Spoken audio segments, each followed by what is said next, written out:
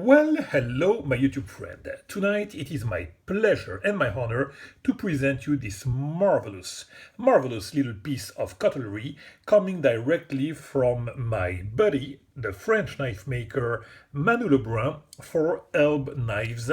Here is his logo. It's just a fantastic little piece of knife. I mean, little, not little actually, it's quite sturdy, but we're gonna discuss about the knife. Of course, we're going to discuss about the knife. That's the main topic of the day. CDM.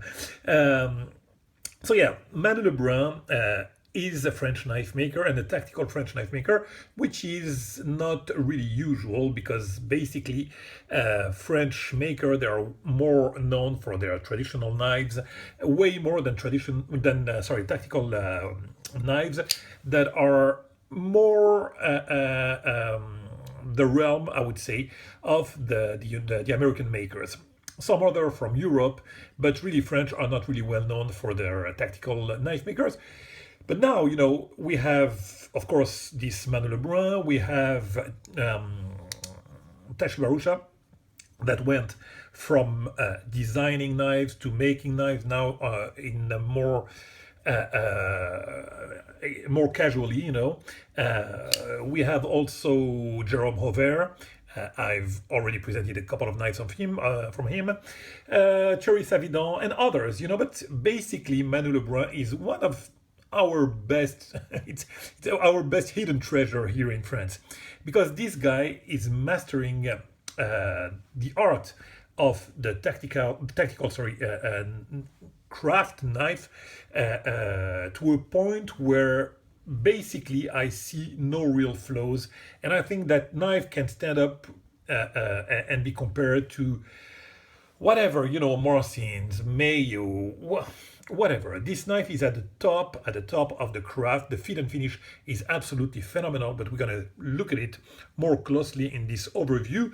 And I call it overview because basically I just received the knife today, but I am absolutely pleased and overwhelmed by the quality, the fit and finish and everything. So let's start by say a couple of words about Manu. He's fairly new in the business because I'm pretty sure he started making folders five years ago. No more than that, 5 years ago. So yeah, fairly recent in the folder build. Before that, he was making for I don't know for how long, but he was making more fixes and more traditional knives. Folders he started like 5 years ago. So in those 5 years, he achieved so much to me. That is just incredible. When I look at that, that's his latest build. It is just absolute perfection. So let's start by, as always, the handle. So the handle, I went for a zirconium presentation side, and man, is that guy really a great maker when it comes to work on the zirconium, because look at that. Hopefully the video will do it justice. Let me see if I can catch some light here. You see how dark it is, and you see this matte finish. You can ask Manu to put you some satin or some polish finish, but man, don't you want to have any other finish than that on the zirconium? Because you saw that I put my filthy fingers on this zirconium, and you cannot even see a trace of it. Look at that. That's just silly. Usually when you have zirconium, you can be sure that you're gonna have all your traces of fingers on that. This is actually the finish that you can expect to have on, like, this on the stonewash, dark stonewash that you have on the titanium. You have exactly the same. Plus, you will have the beautiful coloring of the zirconium. So that finish right there is just fantastic. The whole pattern on the zirconium also is just beautiful. I really like this whole pattern like that. Just beautiful. Now the lines, they're pure artistry. You see, you know me now, and you know that those curved handle, first of all, they speak to my heart more than any other handle shape. So I absolutely adore this roundness. But now look at this side here. You have a contouring. I absolutely adore this contouring. Look at that. This is not something that you're gonna do, because not only is that beautiful to have the contrast of this kind of choil here and the lock bar here, but also it's very functional, because usually, you know, every knife that you're going to see, not every, but most of the time, you're going to have all the scales that are going to be even. So in order to reach the lock bar, usually you're going to have, like, you know, it's going to be kind of difficult. This one, look at that. I mean, the finger naturally sets on the lock bar, and you can disengage it like really easily. So design wise, it's beautiful, especially since he took the option to put this yellow or bronze anodization inside. That's absolutely fantastic. I mean, this is something I don't understand why people don't do that more often.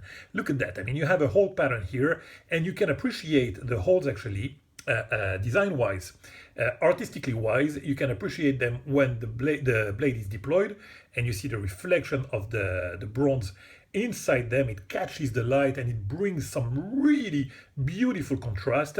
And when the blade is closed, of course, you're gonna have the reflection of the Damascus or whatever blade you want to put there. So you can appreciate the holes for, you know, when the blade is closed or deployed, and look at that. It's just beautiful. I mean, look how it opens, you know, boom, almost like the light enters, like if you switch on the the light on, and that's just beautiful. I absolutely adore this this view that you have on the knife. It's just excellent, and it's not that complicated. The idea is here. Any maker could decide to go and anodize the especially when they do hole, anodize the inside of the lock side. That is just pure simple and genius at the same time. I just adore that. So yeah, love that. Love the contouring that you have on the handle.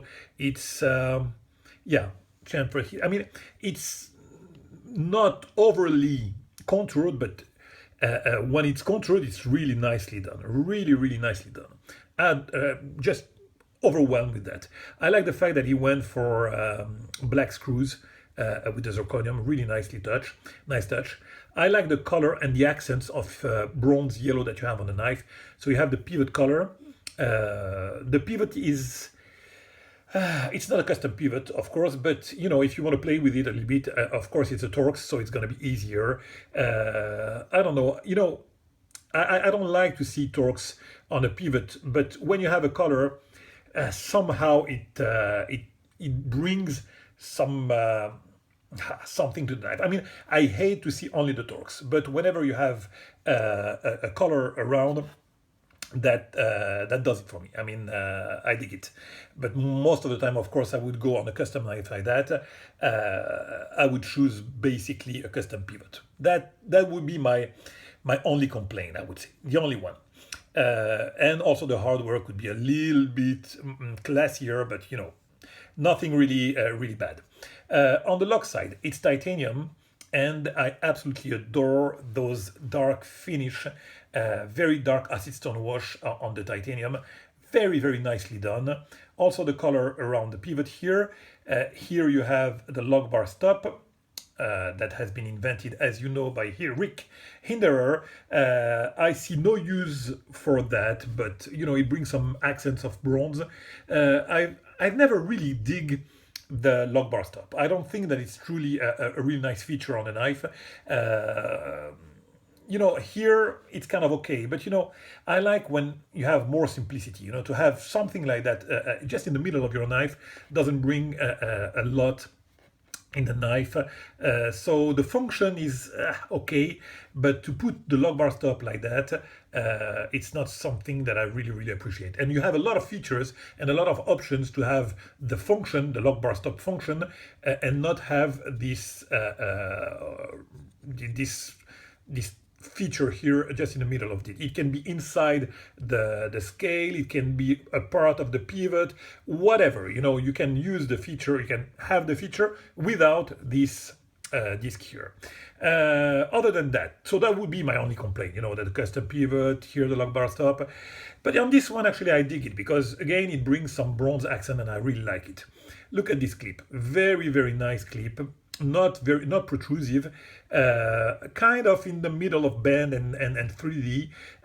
I like the design, very, very nice and simple, fairly deep carry in the pocket. Really nice. Now, already 10 minutes, man. We need to discuss now about the action. And the action on this one is just splendid. So, it's not on IKBS. I mean, this model is called the Rhino. He has several models. I strongly suggest that you see his website.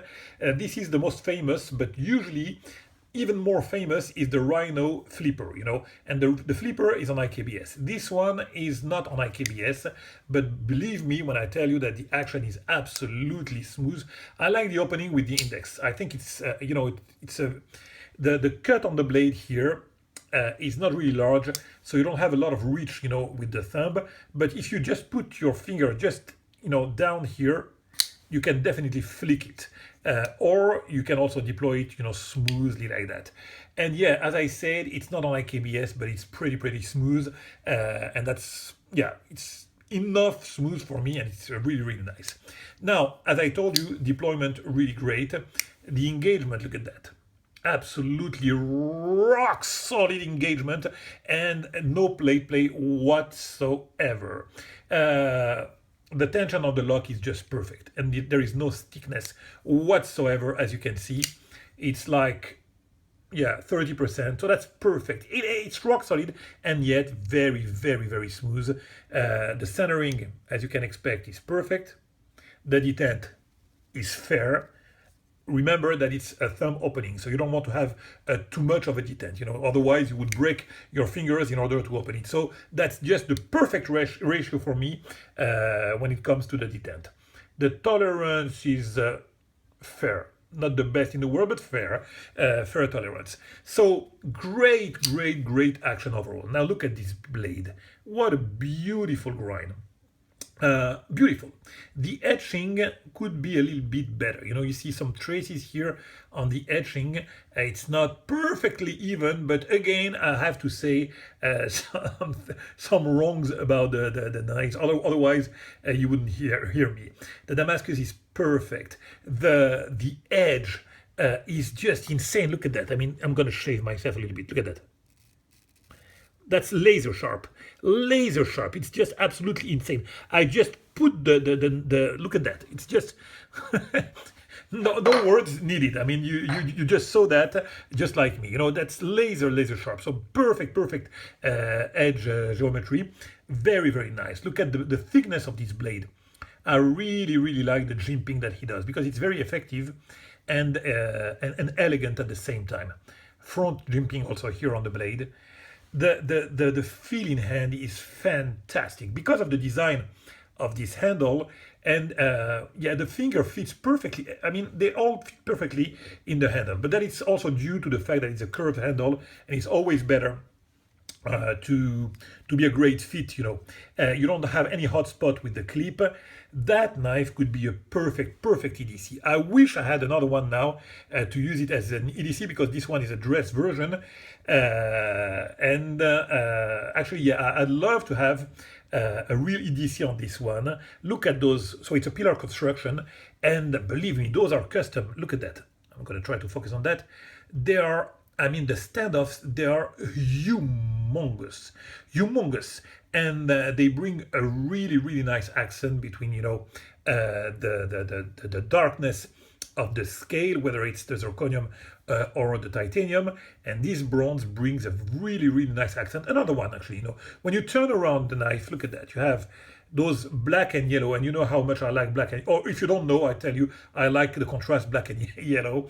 So black and yellow here, black and yellow here, black and yellow here. It's really consistent. You have a nice contrast all around this knife. We are now heading to the 15 minutes. Look at this beauty. I like the swedge, the little swedge that you have here. I really dig that that shape overall, and I would say that the more it goes, the less I tend to go for flippers, and this one as a manual knife is just absolutely phenomenal. So I strongly suggest that you check that guy, and with that being said, my friend, I'll catch you very soon for another